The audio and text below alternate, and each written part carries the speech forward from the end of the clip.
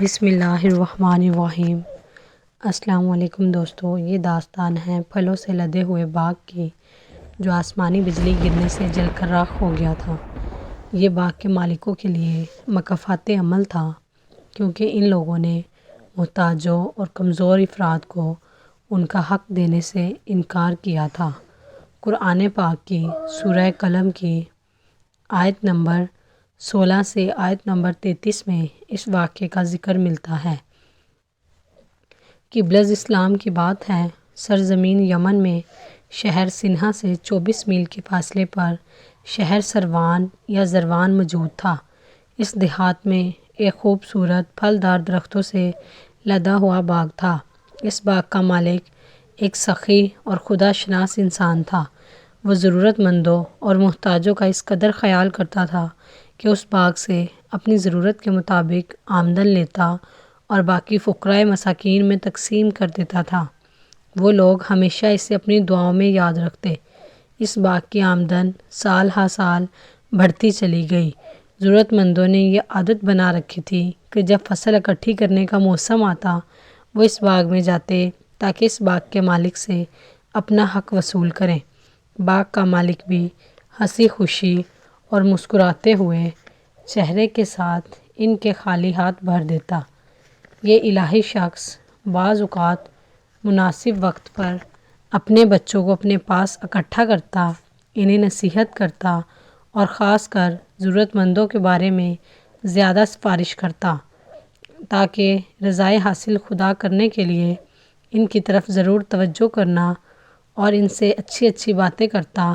وہ اس باغ کی آمدن سے انہیں ان کی ضرورت کے مطابق دیتا، یہاں تک کہ اس شخص نے اپنی عمر کے آخری حصے میں اپنی اولاد کو وصیت میں تاکید کی کہ کہیں ایسا نہ ہو کہ تم لوگ ضرورت مندوں کو بھول جاؤ، لیکن افسوس کہ ان کے پاس سننے والے کان نہیں تھے۔ غرور، تکبر اور غفلت کے باپ کی محبت آمیز نصیحتوں کو سننے سے انہیں روکا۔ آخر کار اس مرد خدا کی موت ہو گئی اور وہ دنیا سے چل بسا۔ اب باغ اس کے بیٹوں کے ہاتھ میں آ گیا۔ انہوں نے اپنے باپ کی وصیتوں کو فراموش کر دیا، یہاں تک کہ انہوں نے مل کر قسم کھائی کہ باغ کی آمدن صرف اپنے لیے خرچ کریں گے اور ضرورت مندوں کو کچھ نہیں دیں گے۔ ہم خود بھی بال بچے والے ہیں، لہٰذا باغ اور زراعت کی آمدن اپنے لیے اکٹھی کریں گے۔ وہ لوگ اس پروگرام میں اس قدر سنجیدہ تھے کہ انہوں نے انشاءاللہ تک نہ کہا۔ جب فصل اکٹھی کرنے کا موسم آیا تو انہوں نے مل کر ارادہ کیا کہ کل صبح سویرے غریبوں کی نظروں سے بچتے بچاتے پھل توڑ کر لے آئیں گے۔ ضرورت مندوں محتاج اس امید سے باغ میں گئے کہ انہیں ان کا حق پہلے کی طرح دیا جائے گا، لیکن وہ وہاں سے محروم لوٹے۔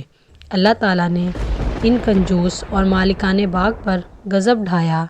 آدھی رات موت کی نیند سلانے والی آسمانی بجلی اس باغ پر گرائی۔ اس نے سرسبز باغ کو جلا کر سیاہ رات کی مانند کر دیا۔ اس باغ میں راکھ کے علاوہ کچھ نہ رہا۔ باغ جل کر کالی رات جیسا ہو گیا۔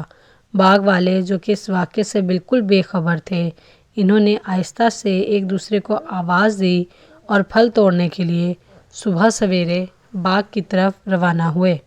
انہوں نے راستے میں ایک دوسرے کو آہستہ سے کہا کہ محتاط رہیں کہ آج ایک بھی فقیر باغ میں گھسنے نہ پائے۔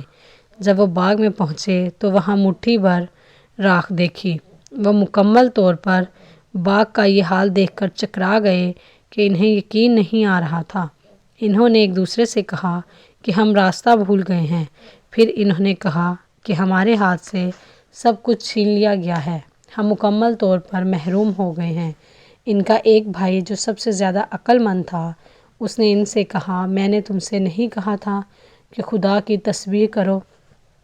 اب جب کہ ان کے غبارے سے غرور و تکبر کی ہوا نکل چکی تھی تو وہ اللہ کی تسبیح کرنے میں لگ گئے، اپنے آپ کو ظالم اور بدکار خطا کار کہنے لگے، ایک دوسرے کو سرزنش کرتے ہوئے فریاد کرنے لگے، ہائے ہمارے اوپر افسوس کہ ہم ظالم ہو گئے تھے۔ آخر کار وہ حیلہ و فریب کی وجہ سے کیف کردار تک پہنچے اور اپنے کیے پر سخت پچھتانے لگے، لیکن اس ناگہانی عذاب نے ان باغ والوں کو اس قدر ہلا کر رکھ دیا کہ انہوں نے اس سے درس عبرت لیا۔ خاص کر ان کا ایک بھائی جو ان میں سب سے زیادہ عقل مند تھا، کی نصیحت سے وہ خوابی غفلت سے بیدار ہوئے اور توبہ کر لی۔ انہوں نے اپنے دل خدا سے وابستہ کرتے ہوئے کہا کہ امید ہے اللہ تعالیٰ ہمیں اس سے بہتر باغ عطا کریں گے۔ عبداللہ بن مسعود سے نقل ہے، جب انہوں نے حقیقی توبہ کر لی تو اللہ تعالیٰ نے ان کی صداقت کو جانتے ہوئے ان کو سرسبز شاداب باغ عطا کیا۔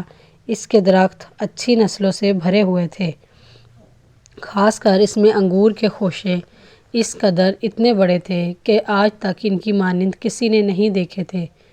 بے شک اللہ تعالیٰ کی بارگاہ میں سچے دل کے ساتھ کی ہوئی توبہ بڑے سے بڑے گناہ کو دھو ڈالتی ہے۔ اللہ تعالیٰ ہمیں گناہ سے بچائے اور نیک اعمال کرنے کی توفیق عطا فرمائے، آمین۔ امید کرتے ہیں آج کی ویڈیو آپ کو پسند آئی ہو، تو ہماری ویڈیو کو لائک اور چینل کو سبسکرائب کیجیے۔ ملتے ہیں اگلی ویڈیو میں، تب تک کے لیے اللہ حافظ۔